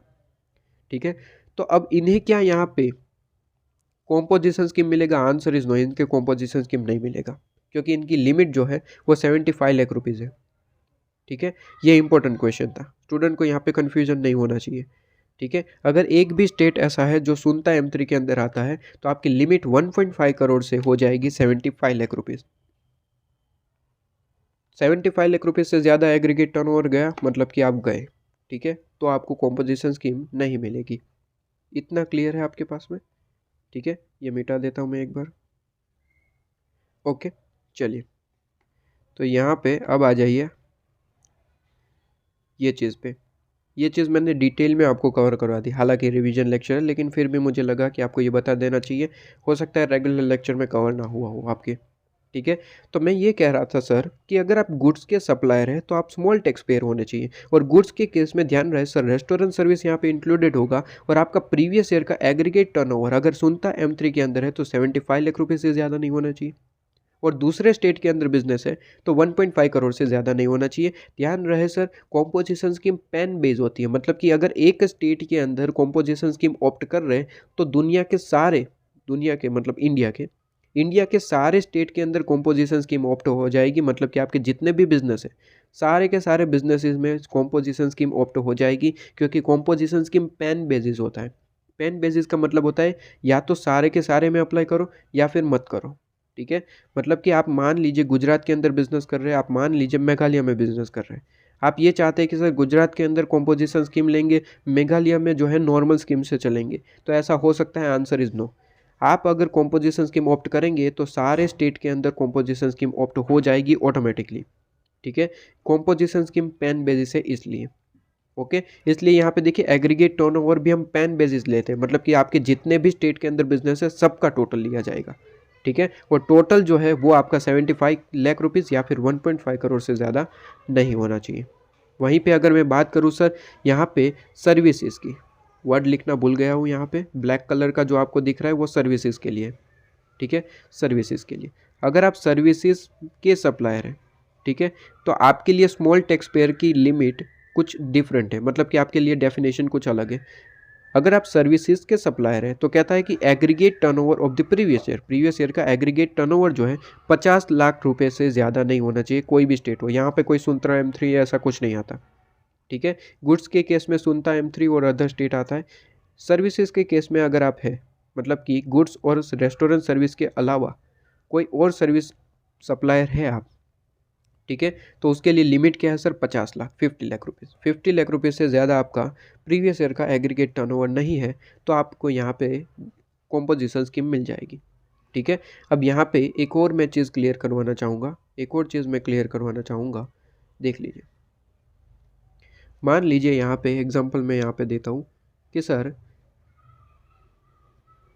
3 ईयर के मैं एग्जांपल देना चाहूँगा, 3 साल, ठीक है। ये 1 साल, ये दूसरा और ये तीसरा साल, ठीक है। मान लीजिए यहाँ पे 23-24 चल रहा है, लेकिन यहाँ पे मैं कोई भी एग्जांपल ले रहा हूँ, बेसिकली एग्जांपल है। तो मान लीजिए 21-22 है, ठीक है। प्रीवियस ईयर 21-22, ये 22-23 और ये 23-24, ठीक है। मान लीजिए फ़िलहाल मैं यहाँ पे खड़ा हूँ 22-23 में, मेरे लिए ये करंट ईयर है, एक बार के लिए इसे भूल जाइए, ठीक है। ये मेरे लिए ये करंट ईयर है, ठीक है। मैं यहाँ पे खड़ा हूँ, आप देख रहे हैं, मुझे देख पा रहे हैं, ठीक है। मैं यहाँ पे हूँ, देख लीजिए। अब यहाँ पे देखिए कि मुझे यहाँ पे अगर करंट ईयर में कॉम्पोजिशन स्कीम चाहिए तो जैसे कि मैंने कहा सर मुझे प्रीवियस ईयर में अप्लाई करना पड़ेगा, तभी मुझे इस ईयर के स्टार्टिंग में कॉम्पोजिशन स्कीम अलाउ कर दी जाएगी, ठीक है, अगर आप कंडीशन फुलफिल करते हैं तो मैंने प्रीवियस ईयर में अप्लाई कर दिया। अब प्रीवियस ईयर का मेरा मान लीजिए टर्नओवर जो है वो 50 लाख रुपीज़ था और मैं गुड्स का सप्लायर हूँ, ठीक है। तो ऑब्वियसली मैं लिमिट के अंदर ही हूँ, क्योंकि गुड्स के लिए लिमिट जो है 75 लाख रुपीज़ और 1.5 करोड़ होती है। मतलब कि यहाँ पे 50 लाख है तो मुझे वो कुछ यहाँ पे सुनता बुनता देखना नहीं पड़ेगा, क्योंकि वैसे भी दोनों लिमिट से ही कम है, ठीक है। तो आप कॉम्पोजिशन स्कीम ऑप्ट कर सकते हैं और सारी कंडीशन फुलफिल कर रहे हैं, ठीक है। तो 50 लाख की लिमिट है तो आपको यहाँ पे कॉम्पोजिशन स्कीम ऑप्ट कर दिया जाएगा, ठीक है, मिल जाएगा, कोई दिक्कत नहीं है, मिल गया आपको। मान लीजिए इस साल आप कॉम्पोजिशन स्कीम में चले, ठीक है। अब दिक्कत ये हुई, मान लीजिए कि इस साल तो कॉम्पोजिशन स्कीम में चल रहे थे, लेकिन ईयर के लास्ट डे में मेरा टर्नओवर जो है इस साल का टर्नओवर जो है वो हो गया, मान लीजिए इस साल का टर्नओवर हो गया 160 लाख रुपए, ठीक है, 160 लाख रुपए। तो अब जैसे ही मैंने कहा कि सर अगर टर्नओवर आपका जो है लिमिट से ज़्यादा हो गया तो कॉम्पोजिशन स्कीम से बाहर हो जाएंगे, ठीक है। लिमिट के अंदर रहोगे तो आपको कॉम्पोजिशन स्कीम नेक्स्ट ईयर भी मिलेगी, लेकिन जैसे ही जिस भी दिन कॉम्पोजिशन स्कीम से बाहर गए आपकी लिमिट ख़त्म, मतलब कि कॉम्पोजिशन स्कीम से बाहर जाके आप नॉर्मल स्कीम में आ जाएंगे। मतलब कि 23-24 में आप क्या हो गए सर? एक नॉर्मल टैक्स पेयर हो गए, नॉर्मल स्कीम वाले, ठीक है। नॉर्मल स्कीम के अंदर आप चले जाएंगे, ठीक है। अब मान लीजिए 23-24 में आप बिजनेस चला रहे हैं नॉर्मल स्कीम में, मतलब कि 18% 28% टैक्स पे कर रहे होंगे, ठीक है। मान लीजिए इस साल का आपका टर्नओवर रहा 40 लाख रुपीज़, ठीक है, 40 लाख रुपीज़। अब मान लीजिए मुझे 24-25 में, ठीक है, ये कॉम्पोजिशन स्कीम वापस से ऑप्ट करना है तो क्या मैं कर सकता हूँ? आंसर इज यस, क्योंकि कॉम्पोजिशन स्कीम का यहाँ पे रूल क्या है सर? प्रीवियस ईयर का उसके प्रीसीडिंग वगैरह मुझे कुछ नहीं देखना, मुझे ये भी नहीं देखा कि आपको कॉम्पोजिशन स्कीम से बाहर निकाला गया था, नहीं निकाला गया था, कोई फ़र्क नहीं पड़ता। मुझे सिंपली यहाँ पे ये देखना है सर कि प्रीवियस ईयर का एग्रीगेट टर्नओवर क्या लिमिट के अंदर है, प्रीवियस ईयर का एग्रीगेट टर्नओवर क्या लिमिट के अंदर है। आंसर इज यस, तो आपको यहाँ पे यस कॉम्पोजिशन स्कीम मिल जाएगी वापस से। ठीक है, फिर वापस से, क्योंकि देखिए कॉम्पोजिशन स्कीम ईयर वाइज देखी जाती है, मतलब कि करंट ईयर में आप जो है कॉम्पोजिशन स्कीम ऑप्ट करना चाहते हैं, प्रीवियस ईयर का देखो। ठीक है, वापस से करंट ईयर में वापस से लिमिट चेक करी जाएगी, मतलब कि हर साल इसकी लिमिट चेक करी जाती है कॉम्पोजिशन स्कीम के लिए। ठीक है, वहीं पे मैं वो दूसरा एग्जांपल दे दूं कि सर मैं अभी अभी डिस्कशन कर रहा था कि जिस दिन भी अगर आप जो है अपने टर्नओवर से बाहर चले गए तो आपको कॉम्पोजिशन स्कीम से बाहर कर दिया जाएगा। ठीक है, तो उसी पे मैं एग्जांपल ले लेता हूँ। मान लीजिए प्रीवियस ईयर का आपका जो है टर्नओवर, ये प्रीवियस ईयर है आपका मान लीजिए, और प्रीवियस ईयर का जो टर्नओवर है, मैं गुड्स का ही सप्लायर हूँ, राइट, मैं गुड्स का सप्लायर हूँ, और प्रीवियस ईयर का जो है टर्नओवर आपके पास में, प्रीवियस ईयर मान लीजिए 22-23 है, एग्जाम्पल लेने में क्या जाता है, 22-23 प्रीवियस ईयर है। ठीक है, और उसका जो टर्नओवर है वो 50 लाख है, ऑब्वियसली मुझे कॉम्पोजिशन स्कीम मिल जाएगा, आंसर इज यस। ठीक है, चाहे आप गुड्स के हैं सर्विसेज के हैं, कोई फर्क नहीं पड़ता, 50 लाख आपका टर्नओवर है तो कोई दिक्कत नहीं है। ठीक है, अच्छा, तो प्रीवियस ईयर में मेरा 50 लाख था, मैंने प्रीवियस ईयर में अप्लाई कर दिया, तो क्या मुझे करंट ईयर 23-24 में मिल जाएगा? Answer is yes, composition scheme 23-24 में आपको मिल जाएगा, कोई दिक्कत वाली बात नहीं है। ठीक है, तो 23-24 में मुझे कॉम्पोजिशन स्कीम मिल जाएगा। मान लीजिए कि करंट ईयर, ये करंट ईयर है आपका। ठीक है, करंट ईयर में मैं कॉम्पोजिशन स्कीम में चल रहा हूँ पहले से लेके। मान लीजिए मैं यहाँ पे सितंबर जो है, सितंबर 13 सितंबर, 31 तो आता नहीं है, 31 सितंबर आता है क्या? नहीं। ठीक है, 13 सितंबर को मेरा टर्न ओवर हो गया, मान लीजिए मेरा टर्न ओवर हो गया यहाँ पे 100 कितना रखे, 148 रख देते हैं। ठीक है, 148 करोड़, यहाँ पे सॉरी 1.48 लिखना था, या फिर लाख लिख देता हूँ, काम हो जाएगा। 148 लाख रुपीज़ आपका टर्नओवर हो गया। अब मान लीजिए मैं गुजरात के अंदर बिजनेस कर रहा हूँ, तो सर गुजरात के अंदर मेरा यहाँ पे अकेला जो है बिजनेस है। ठीक है, तो गुजरात के अंदर मेरा अकेला यहाँ पे बिजनेस है, और गुजरात के अंदर बिजनेस कर रहा हूँ, तो यहाँ पे सीधी सी बात है कि मेरे पास में टर्नओवर की लिमिट क्या रहेगी सर? 1.5 करोड़। टर्नओवर की लिमिट जो है वो 1.5 करोड़ रुपीज़ हो जाएगी। अब टर्नओवर की लिमिट मेरी 1.5 करोड़ है, मतलब कि 150 लाख रुपीज़ आप कह सकते हैं। अभी मेरी लिमिट कहाँ पे पहुँची है? 148 पे, मतलब कि अभी भी मैं कॉम्पोजिशन स्कीम में हूँ। मैंने वर्ड यहाँ पे यूज़ करा था कि जिस दिन भी आप चले गए कॉम्पोजिशन से बाहर, उस दिन से आप जो है नॉर्मल स्कीम के अंदर आ जाएंगे। ठीक है, ऐसा नहीं होता कि सर कॉम्पोजिशन स्कीम को आपको ऑप्ट कर लिया मतलब कि पूरे साल आप कॉम्पोजिशन स्कीम का एन्जॉयमेंट कर सकते हैं। Answer is no. जिस दिन भी आप बाहर चले गए लिमिट से, ठीक है, उस दिन से आपको बाहर निकाला जाएगा। ठीक है, अब यहाँ पे देखिए, कहता है कि सर यहाँ पे 148, मान लीजिए मैं बात करता हूँ कि सर क्या हो गया कि कुछ हुआ यूँ कि 14 अक्टूबर आया। ठीक है, 14 अक्टूबर को क्या हुआ, मेरा टर्नओवर हो गया 151 लाख रुपीज़। ठीक है, तो इस दिन से मैं बाहर हो जाऊंगा, मतलब कि इस दिन से पहले 13 अक्टूबर तक का जो टर्नओवर है, ठीक है, 150 लाख रुपीज़ से कम होगा, इस पे मेरा कॉम्पोजिशन रेट लगेगा।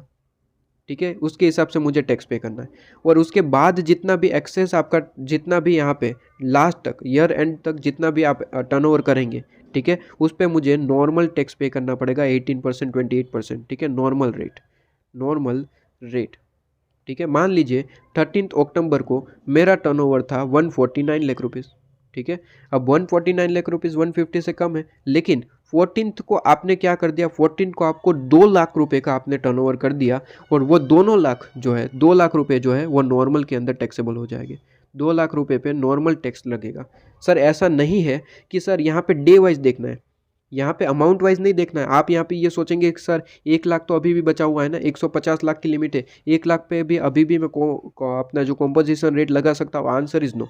ये डेज वाइज होता है, मतलब कि डे खत्म होने पे आपने कितना टर्नओवर किया, 2 लाख, तो 2 लाख से आपकी क्या लिमिट से बाहर हो जाएंगे 2 लाख ऐड करने से? Answer is yes. 149 में अगर 2 लाख ऐड करूंगा तो तुरंत लिमिट से बाहर हो जाएंगे। तो 2 लाख पूरे का पूरा जो है वो आप कैसे टैक्सेबल करेंगे सर? नॉर्मल रेट से टैक्सेबल करेंगे। ठीक है, इसमें आधा आधा मत करना कि सर 1 लाख तो अभी बचा हुआ है 150 लाख रुपीज़ के लिए, तो 1 लाख पे कॉम्पोजिशन स्कीम लगेगा और 1 लाख पे नॉर्मल, ऐसा नहीं होता। डेज के एंड में, डे के एंड में आपने कितना यहाँ पे टर्नओवर किया वो देखा जाएगा। क्या उस टर्नओवर से आपकी लिमिट डायरेक्ट बाहर जा रही है? Answer is yes. तो पूरे का पूरा टर्नओवर जो है वो नॉर्मल रेट से टैक्सेबल हो जाएगा। ठीक है, ये बहुत ज़्यादा इंपॉर्टेंट क्वेश्चन था।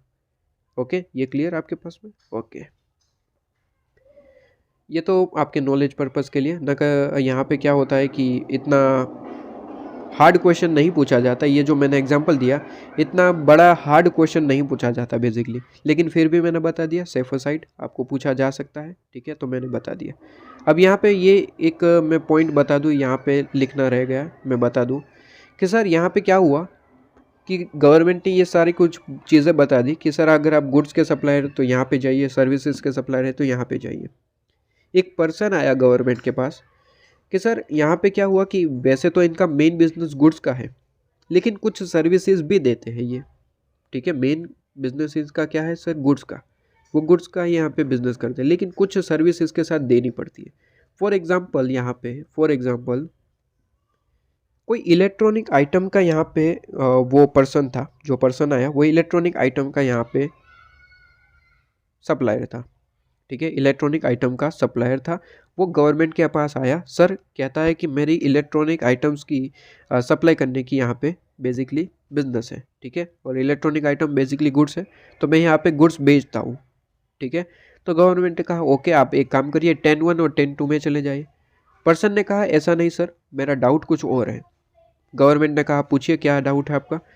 कहते हैं कि सर यहाँ पे क्या होता है कि इलेक्ट्रॉनिक आइटम मैं बेचता हूँ, लेकिन उसके साथ मुझे कुछ और सर्विसेज भी देनी पड़ती है, जैसे कि उसकी रिपेयरिंग सर्विस हो गई, वारंटी सर्विस हो गई, वगैरह वगैरह। तो मैं सर्विसेज भी उसके साथ देता हूँ। अब सर आपने जो सेक्शन बताया है उसके हिसाब से आपने तो कहा सर कि गुड्स और रेस्टोरेंट सर्विस अगर आप प्रोवाइड करते हैं तो आप एक काम करिए सेक्शन 10(1) और 10(2) में जाइए, और सर्विसेज प्रोवाइड करते हैं तो 10(2) में 2A में जाइए। तो वो पर्सन का यहाँ पे ये कहना था सर कि मैं कौन से सेक्शन में जाऊँ, मतलब कि मेरा मेन बिजनेस तो गुड्स का है, लेकिन उसके साथ कुछ सर्विसेज मुझे प्रोवाइड करनी पड़ती है, तो मैं तो यहाँ पे दोनों चीज़ें प्रोवाइड कर रहा हूँ। और अगर दोनों चीज़ें प्रोवाइड कर रहा हूँ गुड्स प्लस सर्विस, ठीक है, तो यहाँ पे तो आपके सेक्शन के हिसाब से तो मैं किसी में भी नहीं आता हूँ, क्योंकि यहाँ पे आपने कहा कि सर केवल और केवल गुड्स होने चाहिए, और यहाँ पे आपने कहा सर केवल और केवल सर्विसेज होने चाहिए, तो क्या मुझे कॉम्पोजिशन स्कीम नहीं मिलेगी? तो गवर्नमेंट ने यहाँ पे सोचा कि सर ये स्मॉल टैक्स पेयर जो आया है पर्सन, उसकी बात तो बिल्कुल सही है। ठीक है, अगर इसे कॉम्पोजिशन स्कीम नहीं दिया गया तो इसके साथ तो नाइंसाफ़ी हो जाएगी, क्योंकि ये है तो स्मॉल टैक्स पेयर, लेकिन क्या है कि कुछ ऐसी चीज़ें होती है कि जिसके साथ हमें सर्विसेज देनी पड़ती है। ठीक है, तो यहाँ पे तो दिक्कत हो गई। गवर्नमेंट ने बड़ा ही डिटेल में इसे सोचा और फिर आपको बताया कि सर एक काम कर रहे हैं, हम यहाँ पे एक और प्रोविज़न ऐड कर रहे हैं, गुड्स के साथ यहाँ पे एक और प्रोविज़न ऐड कर रहे हैं।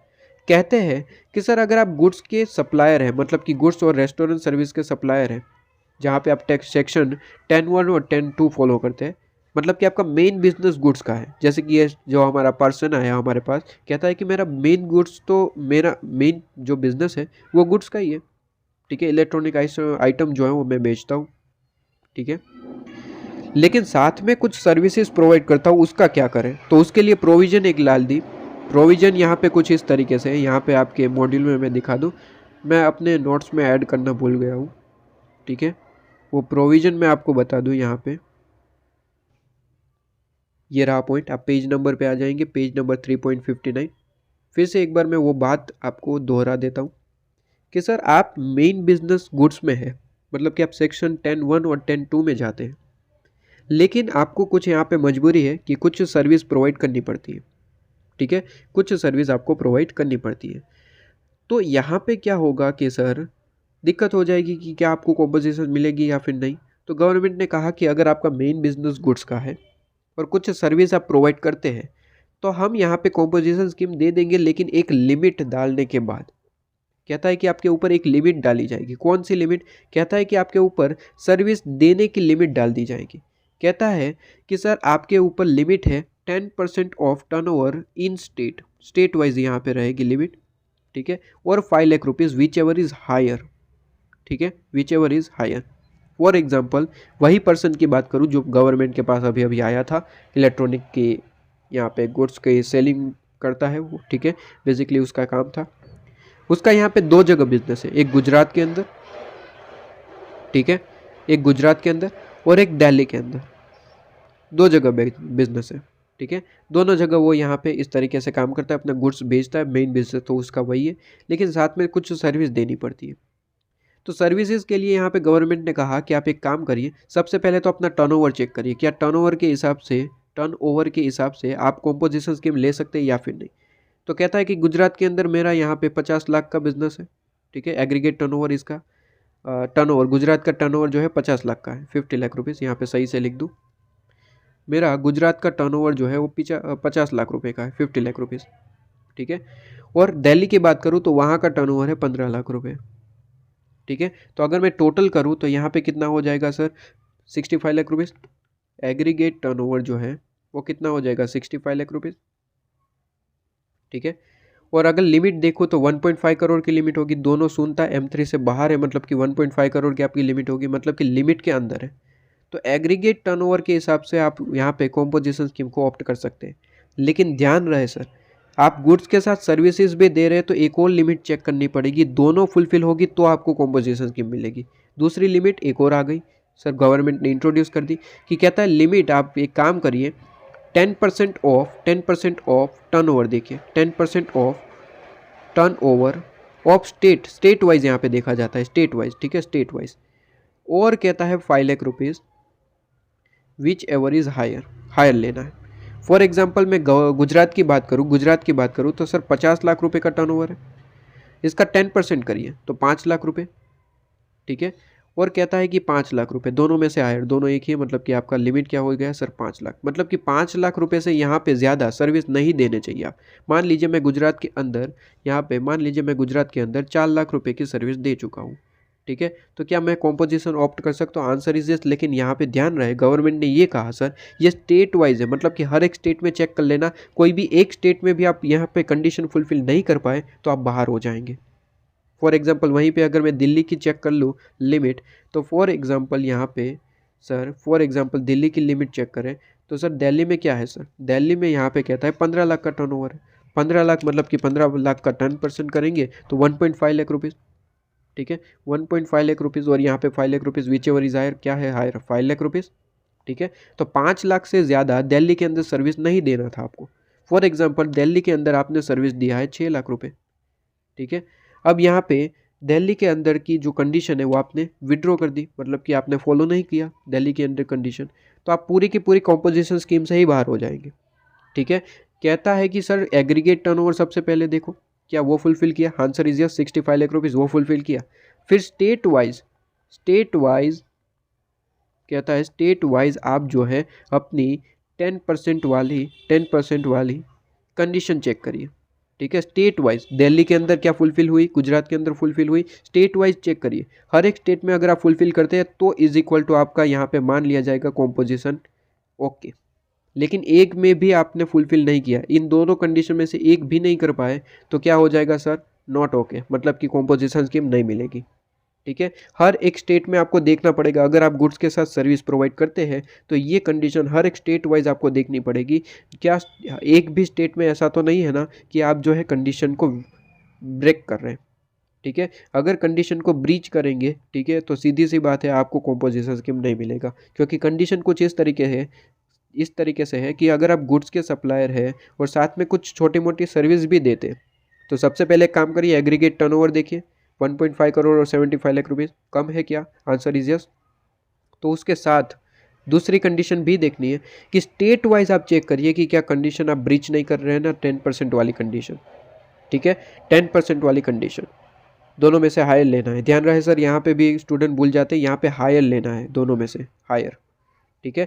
1.5 लाख और 5 लाख, हायर क्या है 5 लाख लिया था दिल्ली के अंदर, 5 लाख की सर्विस दे सकते थे, लेकिन कितना दिया सर 6 लाख, तो बाहर हो गए तो यहाँ पे कैंसिल हो गया। तो दोनों में ट्रू होना चाहिए तो कॉम्पोजिशन स्कीम मिलेगा, मतलब कि दोनों फुलफिल होनी चाहिए, एक भी फुलफिल नहीं हुई तो कॉम्पोजिशन स्कीम नहीं मिलेगा, ठीक है। ये चीज़ आप ध्यान रखेंगे कि अगर गुड्स के साथ आप कोई सर्विस दे रहे हैं तो 10% of turnover of the state state wise है, ठीक है, state wise of the state और 5 lakh rupees whichever is higher, दोनों में से जो आपका आंसर आएगा उससे ज़्यादा आप सर्विस नहीं दे सकते। क्लियर। इसके बाद यहाँ पे सर, यहाँ पे आप कह रहे हैं कि सर एग्रीगेट टर्नओवर का क्या मतलब है? क्या सारी चीज़ें ऐड करके लेंगे? Answer is yes. सारी चीज़ों में यहाँ पे ध्यान रहे सर, जितनी भी आप टैक्सेबल सप्लाई करते थे, ठीक है, वो सारी चीज़ें लेंगे, जितनी भी एग्जाम सप्लाई थी वो भी लेंगे। सर अभी आपने कहा यहाँ पे कंडीशन में, अभी आपने कहा सर कि जो टैक्सेबल नहीं है गुड्स और सर्विस, वो पर्सन तो यहाँ पे बेसिकली कॉम्पोजिशन स्कीम ऑप्ट कर ही नहीं सकता। हाँ मैंने ये कहा था, मैं मानता हूँ, लेकिन सर यहाँ पे बात कुछ और है। बात यहाँ पे ये कहना चाहता हूँ कि सर कोई एक पर्सन है, ठीक है, कोई एक पर्सन है जो गुड्स का सप्लायर है, 2-3 तरीके के गुड्स बेचता है, ठीक है, एक टैक्सेबल गुड्स है, एक एग्जेम्प्ट गुड्स है, ठीक है, क्या इन्हें यहाँ पे कॉम्पोजिशन स्कीम मिलेगी? Answer is yes. क्योंकि देखिए आप यहाँ पे कंडीशन क्या है कि सर आप ऐसे सप्लाई नहीं होने चाहिए जो सिर्फ और सिर्फ गुड्स, यहाँ पे ऐसे सप्लाई नहीं होने चाहिए जो ऐसे गुड्स को बेचता है जो सिर्फ और सिर्फ एग्जेम्प्ट है, मतलब कि आपके पास टैक्सेबल गुड्स का सप्लाई है ही नहीं, तो आपको कॉम्पोजिशन स्कीम नहीं मिलेगी। लेकिन आप ऐसे गुड्स बेचते हैं जो एग्जेम्प्ट है, ऐसे भी गुड्स बेचते हैं जो टैक्सेबल है, तो आपको मिल जाएगी, क्योंकि आपके पास में टैक्सेबल गुड्स है, ठीक है, तो आपको टैक्स रिलीफ मिलनी चाहिए, कॉम्पोजिशन स्कीम मिल जाएगी अगर कंडीशन फुलफिल करते हैं तो, ठीक है।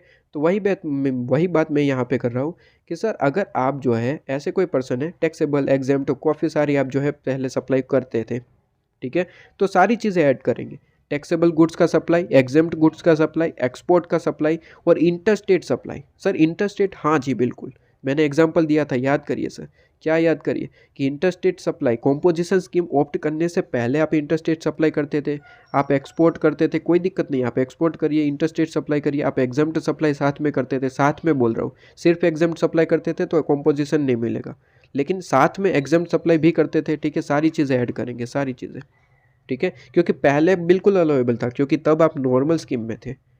जैसे ही कॉम्पोजिशन में आएगा ये सारी रोक लगा दी जाएगी, इंटरस्टेट नहीं कर सकते, एक्सपोर्ट नहीं कर सकते, एग्जाम्प्ट तो जो कर रहे हैं तो करिए, कोई दिक्कत नहीं है, लेकिन टैक्सेबल जो है वो उसके लिए लिमिट है, ठीक है।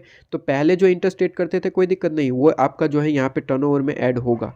तो ये 4 चीज़ें आप ऐड करेंगे और इसका 4 चीज़ों का जो टोटल है वो 75 लाख रुपीज़, 50 लाख रुपीज़ या फिर 1.5 करोड़, जो भी आपका केस बनता है, उससे ज़्यादा नहीं होना चाहिए, ठीक है। लेकिन ध्यान रहे सर, ये 4 चीज़ें आप लेंगे, लेकिन इसमें 2-3 चीज़ें नहीं लेंगे, ठीक है, अगर ऐड है तो उसे एक्सक्लूड करेंगे।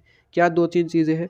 देखिए, एक्सक्लूड करेंगे सबसे पहले इनवर्ड सप्लाई। इनवर्ड सप्लाई का मतलब होता है परचेजेस। हम यहाँ पे बात किसकी कर रहे हैं सर?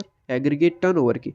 तो लॉजिक अगर यूज़ करें सर, लॉजिक अगर यूज़ करें तो सीधे सी लॉजिक है सर, लॉजिक सिंपल सा है सर, कि अगर यहाँ पे टर्नओवर की बात हो रही है, मतलब कि सेल की बात कर रही है, तो परचेज क्या इसका पार्ट बनेगा? Answer is no. तो लॉजिक सिंपल है कि इनवर्ड सप्लाई कभी भी यहाँ पे एग्रीगेट टर्नओवर का पार्ट नहीं बनेगा, अगर ऐड है तो माइनस कर देना, ठीक है। इन सारी चीज़ों को हमें इग्नोर करना है, अगर एडेड है तो उसे लेस कर देना, ठीक है। इसके बाद जीएसटी के जो भी टैक्सेस है, जीएसटी के जो भी टैक्सेस है, सीजीएसटी हो गया, एसजीएसटी हो गया, आईजीएसटी हो गया, ठीक है, यूटीजीएसटी हो गया, ये सारे टैक्सेस को आपको इग्नोर करना है, ठीक है। अगर इसमें एडेड है अमाउंट में एग्रीगेट टर्नओवर में, तो उसे लेस करके फिर चेक करना कि वो क्या 75 लाख रुपीज़ से ज़्यादा है या फिर नहीं, ठीक है, या फिर 1.5 करोड़ से ज़्यादा है या फिर नहीं, या फिर 50 लाख रुपीज़ से ज़्यादा है या फिर नहीं, ठीक है, जो भी लिमिट आपके पास में है।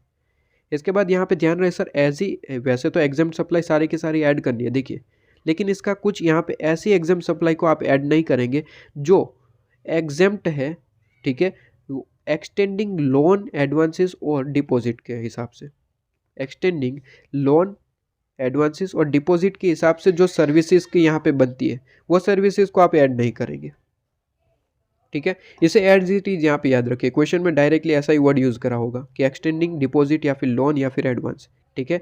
अगर इससे कोई यहाँ पे सप्लाई कर रहे हैं तो ये इसका अमाउंट आप जो है टर्नओवर में नहीं करेंगे ऐड, ठीक है, और अगर ऐड है तो उसे लेस कर देना, ठीक है। 3 तरीके की चीज़ों को आप यहाँ पे नहीं लेंगे। तो फिर से एक बार बता दूँ सर, यहाँ पे सबसे पहले एग्रीगेट टर्नओवर देखना है तो यहाँ पे बिजनेस देखिए कहाँ कहाँ है, गुजरात के अंदर है, आपके पास में महाराष्ट्र के अंदर है, ठीक है। इसके बाद मान लीजिए आपके पास में दिल्ली के अंदर है, तो जहाँ जहाँ बिजनेस है, ठीक है, जहाँ जहाँ बिजनेस है आपके पास में। तो यहाँ पे बेसिकली आपको क्या करना है, बेसिकली उन सब का टर्नओवर का टोटल लेना है। टर्नओवर में क्या क्या चीज़ें आएगी सर, जो भी स्टेट के अंदर टैक्सेबल सप्लाई कर रहे हो, एग्जाम्प्ट सप्लाई कर रहे हो, इंटर स्टेट सप्लाई कर रहे हो, एक्सपोर्ट कर रहे हो, सारी चीज़ों को ऐड करना है। 3 चीज़ें मत लेना, इनवर्ट सप्लाई, जीएसटी का कोई भी टैक्स है ऐड है तो लेस कर देना, वो नहीं लेना है हमें। और एग्जेम्प्ट सप्लाई के अंदर, एग्जेम्प्ट सप्लाई के अंदर सारी एग्जेम्प्ट सप्लाई लेनी है, टर्नओवर का पार्ट बनेगा। लेकिन ऐसी एग्जेम्प्ट सप्लाई जो एक्सटेंडिंग लोन, डिपॉजिट और एडवांस से हुई है, तो वो आप यहाँ पे नहीं लेंगे, उसे एक्सक्लूड करेंगे। ठीक है, तो ये चीज़ आपके पास में आ जाती है। तो एग्रीगेट टर्नओवर का मतलब ये होता है। इस पे क्वेश्चन है, बड़े आराम से करेंगे, कोई दिक्कत नहीं है। ठीक है, इसके बाद यहाँ पे आ जाइए रेट्स पे। ठीक है, रेट्स पे क्या रेट लाएंगे सर, तो कहता है कि सर अगर आप गुड्स के सप्लाई, मतलब कि सेक्शन आप जो है, सेक्शन जो है सेक्शन 10(1) एंड 10(2) वाले हैं गुड्स, मतलब कि इन डिफॉल्ट बाय डिफ़ॉल्ट आपके पास में क्या है सर, रेस्टोरेंट सर्विस भी इसमें आ जाता है।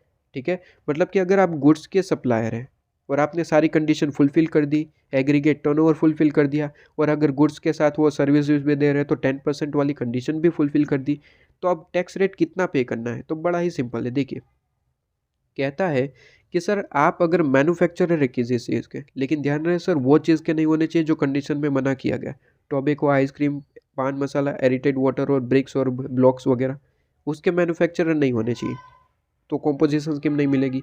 ठीक है, उसके अलावा किसी भी चीज़ के आपके जो है मैन्युफैक्चरर है, तो सिंपली आपको देना है 1% ऑफ टर्नओवर।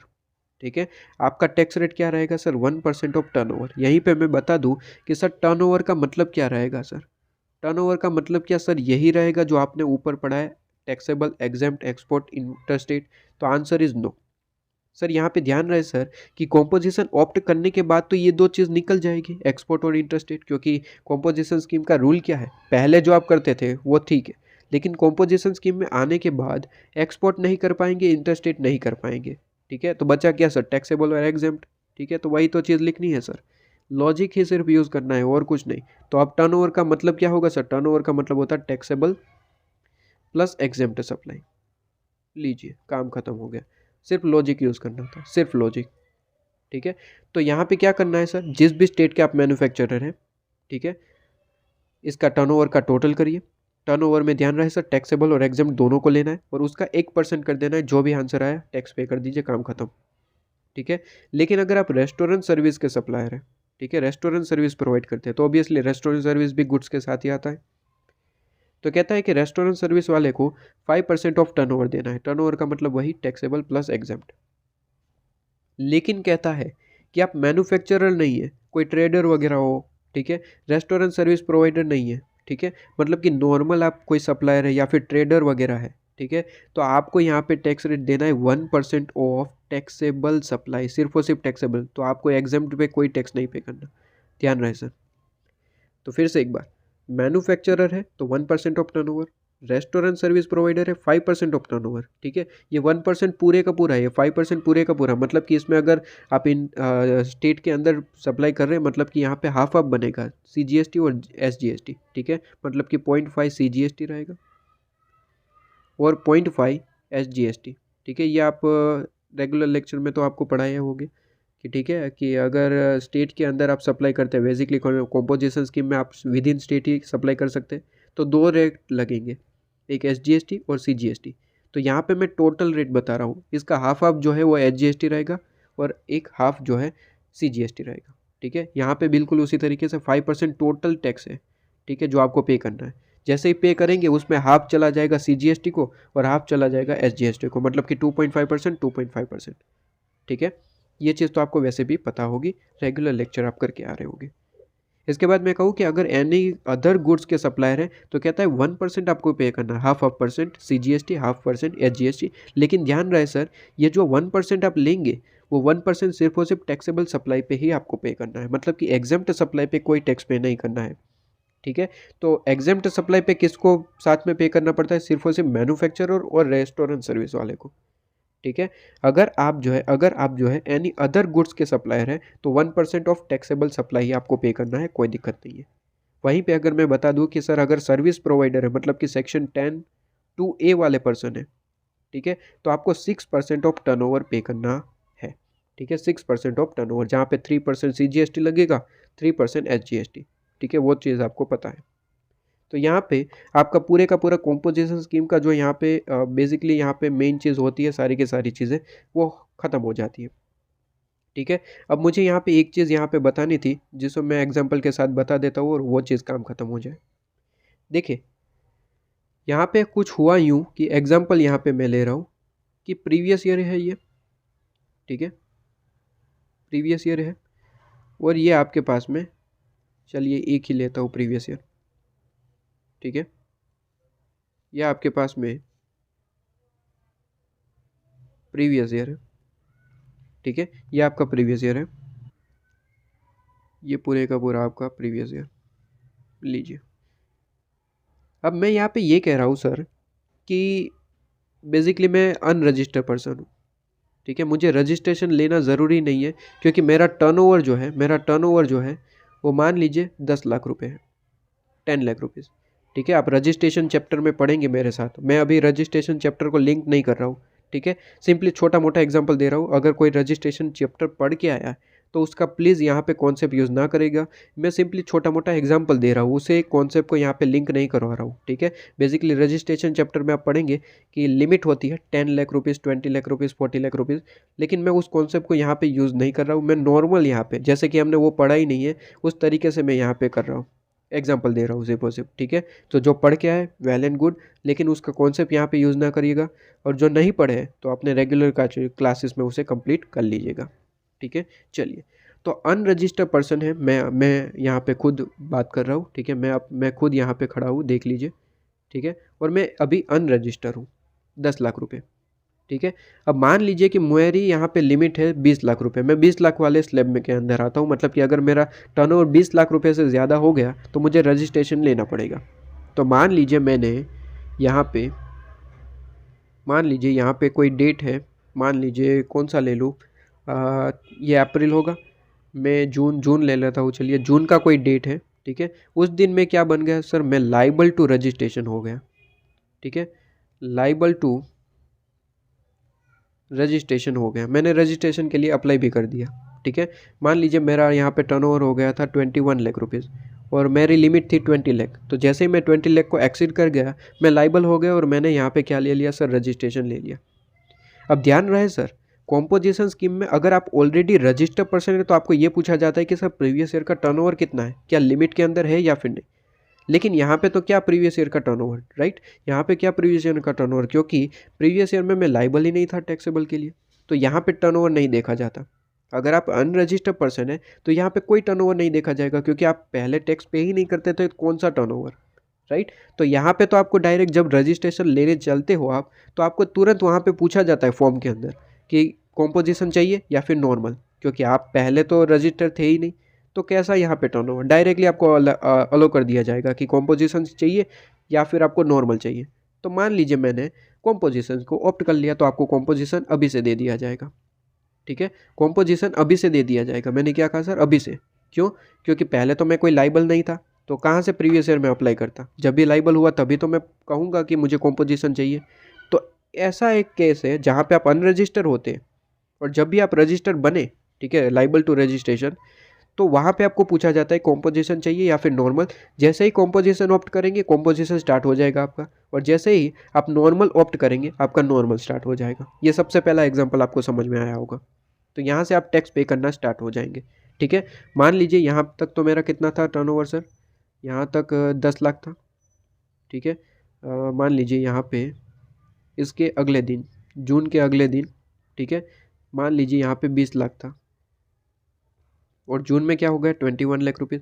साल एंड होते होते मेरा लाख यहाँ पे हो गया टर्नओवर 50 लाख रुपए, ठीक है।